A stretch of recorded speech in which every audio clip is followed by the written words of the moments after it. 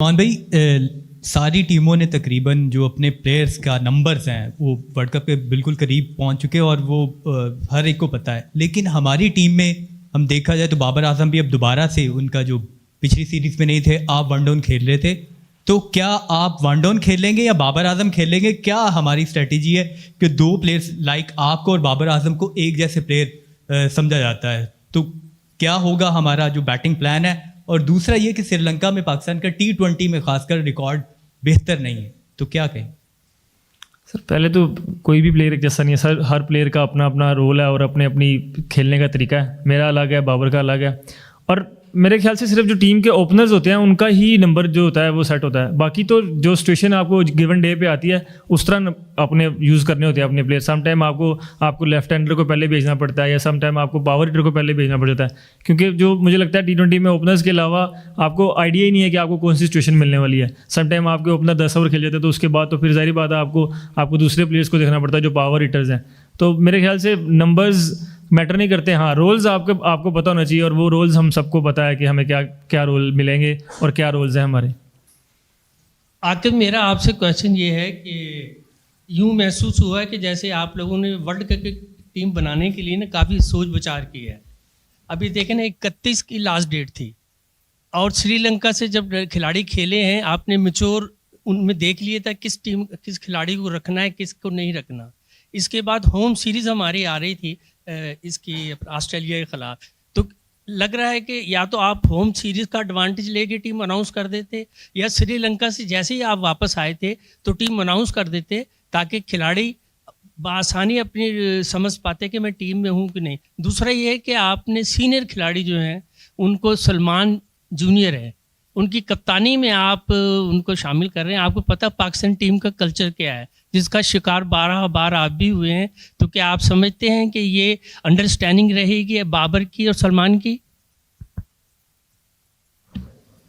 जी रफ़ीक साहब, काफ़ी आपने सवाल कर दिए हैं, लेकिन जो मुझे समझ आई उसमें ये कि एक तो आप ये कह रहे हैं कि टीम को अनाउंस आपने लेट किया या और लेट कर देते, तो एज़ पर जो रिक्वायरमेंट होती हैं वर्ल्ड कप की उसके कोई नाम है। आज 30th तक हमने नाम देने, तो 30th तक हम ये देखते हैं कि अब ये तो नहीं हो सकता कि लास्ट मोमेंट पे जो आखिरी मैच हुआ उसमें किसी की परफॉर्मेंस है तो वो इन हो जाएगा, कि किसी की परफॉर्मेंस नहीं है तो वो टीम से बाहर हो जाएगा।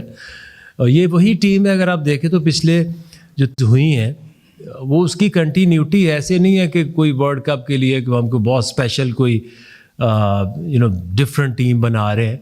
हाँ, ये ज़रूर एट टाइम्स देखा जाता है कि डिफरेंट कंडीशंस में डिफरेंट थोड़ी सी चॉइसेस आपकी बदल जाती हैं। और जहाँ तक बात है, एक चीज़ इन्होंने अभी बात की है कि बाकी टीमों सबका पता है कि कौन सा नंबर है, और पाकिस्तान के जो प्लेयर्स हैं इनका ये नहीं पता कि कौन सा नंबर है। हम बहुत ज़्यादा अभी भी T20 क्रिकेट को टेस्ट की तरह लेते हैं या वनडे की तरह लेते हैं। T20 is entirely different. अब अगर आपसे मैं किसी भी टीम का पूछ लूँ ना, तो मुझे नहीं पता या ना आगा कोई पता होगा कि बाकी श्रीलंका की कौन सी बैटिंग ऑर्डर है या इंडिया का कौन सा बैटिंग ऑर्डर है। सो आई थिंक ये थोड़ा सा हमें T20 क्रिकेट को डिफरेंट तरीके से सोचना भी पड़ेगा और देखना भी पड़ेगा। और आगा की जहाँ तक बात है, again Agha is like very senior player at the moment. पिछले 4-5 साल से ज़बरदस्त परफॉर्मेंसेस इसने पाकिस्तान के लिए दी हैं। सो आई डोंट थिंक कि किसी को कोई प्रॉब्लम है कि कौन कैप्टन है और मैं कैप्टन नहीं हूँ। बाबर भी कैप्टन रह चुके हैं, अब आगा सलमान है। सो मेरा नहीं ख्याल कोई इस तरह से कोई सोच रहा है, और इस तरह से सोचना भी चाहिए।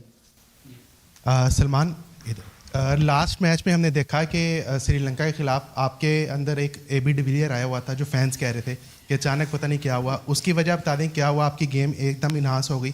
दूसरा आकिब भाई, आपसे सवाल है, लास्ट 3 ICC टूर्नामेंट्स में हम ग्रुप स्टेजेस में एग्जिट हुए हैं, उसके बाद हमने देखा है कोई जो है रिस्पॉन्सिबिलिटी टेक नहीं करता। तो अब आपने स्क्वाड का ऐलान किया ICC T20 वर्ल्ड कप के लिए, बतौर सेलेक्टर आप इसकी रिस्पॉन्सिबिलिटी लेते हैं? क्योंकि साबिक चीफ सेलेक्टर मीडिया में आके कह चुके हैं, जब हारे थे तो उनका कहना था कि ये पूरी टीम हारी है, पूरी सिलेक्शन कमेटी थी, अकेला मेरा फैसला नहीं था। तो आप बता दें, आप इस स्क्वाड को ऑन कर रहे हैं? जैसा श्रीलंका का भी तजर्बा, तो उनको क्यों ड्रॉप किया गया? क्या वो बाबर आजम से बेहतर ऑप्शन नहीं था श्रीलंका के लिए मोहम्मद रिजवान? और उस्मान खान के वाले से बताइएगा कि बहुत ज़्यादा तनकीद हो रही है कि कोई इतनी खातिर ख्वाह की कारकर्दगी नहीं है, लेकिन फिर भी उनको सिलेक्ट किया गया। इस पर बता दीजिए। देखिए, आपने देखना होता है कि आपकी एक जो टीम है उसकी बैटिंग कॉम्पोजिशन क्या बनती है। तो आप उसमें बाबर तो बिल्कुल कोच को भी लगता है, कैप्टन को भी लगता है कि he can play a vital role in this team. तो इसका मकसद ये नहीं होता कि हम एक को चांस दिया है कि दूसरे को क्यों नहीं दिया। आपने ये देखना कि आपकी टीम जो है वो किस तरह से एक कंपेटिटिव बैटिंग लाइनअप बन सकती है। तो ये कंपैरिजन तो बिल्कुल हम तो ऐसे सोचते भी नहीं कि ये आगे को दूसरा क्यों नहीं आया। तो आई थिंक इसमें तो कोई लॉजिक नहीं है कि एक को सिलेक्ट किया तो दूसरे को क्यों नहीं किया। आपने देखना है कि who fit better in this squad और टीम किस प्लेयर से बेहतर बन सकती है। उस्मान खान की जो परफॉर्मेंस है उसमें आपने देखना ये होता है कि आपके पास जो अवेलेबिलिटी है और जिस टाइप की आपको क्रिकेट चाहिए, आपने जब 7-8 बैट्समैन एक कंपोजिशन बनाते हैं तो उसमें आपने देखना है कि किस टाइप के प्लेयर मिलके एक यूनिट, बैटिंग यूनिट बने जो कि किसी भी टोटल या किसी भी कंडीशंस में जाके परफॉर्म कर सके। सलमान, मेरा सवाल आपसे है कि बाबर आजम के फॉर्म के ऊपर तो बड़े सवालात हो चुके हैं, लेकिन आप एज अ कैप्टन क्या सोचते हैं, क्योंकि उनकी फॉर्म आपके लिए कितनी कंसर्निंग है? एक तो होम कंडीशन पे उनकी परफॉर्मेंस नहीं रही, इवन अवे में भी जाके देख लिया हमने कि वहाँ भी परफॉर्मेंस नहीं थी, और अब वर्ल्ड कप चूँकि एक बहुत बड़ा टूर्नामेंट है, एज अ कैप्टन आपके लिए कितना कंसर्निंग पॉइंट है? And second, my question is from the head coach Mike Hasan.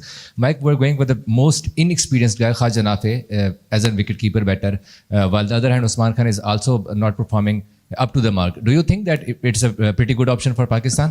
And we have also Mohammad Rizwan, who is not being part of the team from the last 1 year.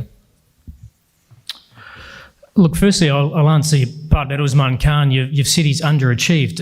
Usman Khan has been exceptional since he's come back into the Pakistan side. He's been not out in the 3 chases that we've won when we've been losing wickets at other ends, so he showed his experience. And his wicket keeping has probably been better than expected. In terms of the way that he kept. If you see the way he kept in Sri Lanka, it was of high quality. So the role that we have for our keeper bat is someone through the middle. So it's like a 5-6 in terms of batting at 5 or 6. So you're not comparing the same. And Rizwan is a top order batter. So there's no spot in that role for our wicketkeeper. Khawaja Nafe, we'd looked at Sabzada Farhan as being our backup keeper, but unfortunately, he became a little bit vulnerable to injury with the extra load from a keeping perspective, so it was something that we didn't want to risk. Sabzada Farhan is a big player for us. The fact that we would put him in a difficult situation sort of forced our hand a little bit, and having somebody else in our squad who could keep.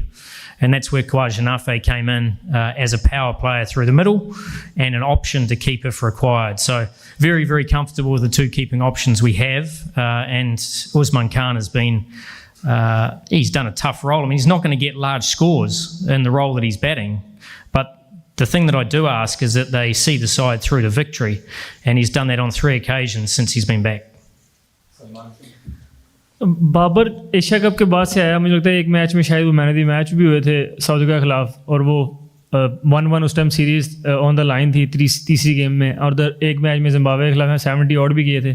और मुझे लगता है कि वो जब से comeback के बाद उनकी इतनी बुरी परफॉर्मेंस है नहीं, इतनी बुरी परफॉर्मेंस मतलब आप लोग या लोग दिखाते हैं। हाँ, उनका बिग बैश अच्छा नहीं गया, लेकिन वो एक डिफरेंट कंडीशन है, उस कंडीशंस का तो मतलब कोई वही नहीं है, आगे हमको वैसी कंडीशन मिलने ही नहीं वाली। तो मुझे लगता है कि सिंस इज कमबैक वो T20 में काफ़ी बेहतर परफॉर्मेंस कर रहे हैं पाकिस्तान के लिए, और पाकिस्तान से अच्छी परफॉर्मेंस करें सर, मेरे लिए तो वही मैटर करता है।